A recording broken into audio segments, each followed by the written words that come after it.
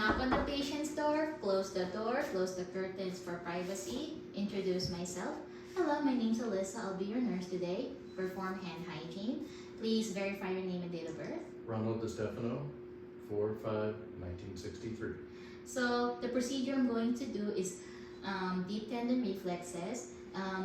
This procedure examines neurologic diseases.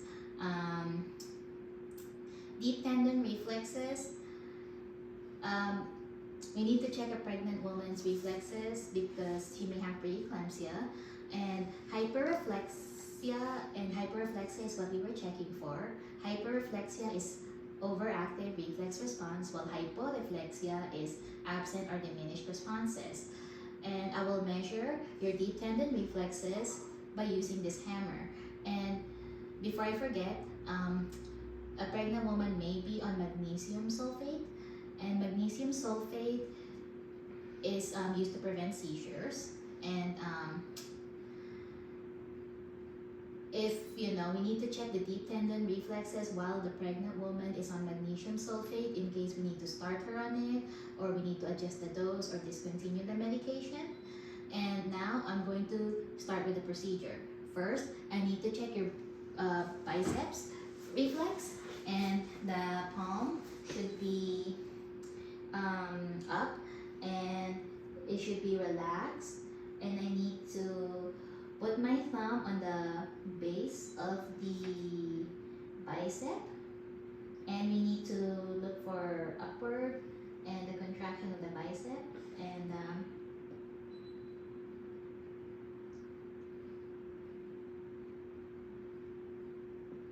next, I need to check for your triceps, make sure this arm is hanging, and we need to check for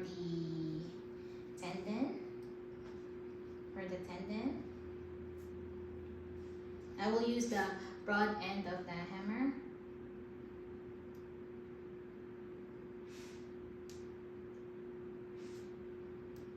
And next, I will check the patellar response. The feet should be dangling and not on the floor. And it should be, I will hit just below the kneecap. I will hit the quadricep tendon.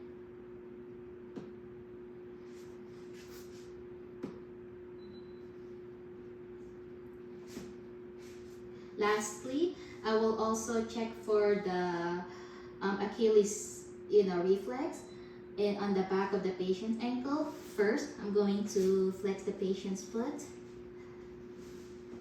and then I will hit this with the broad end of the hammer, and the feet should go down.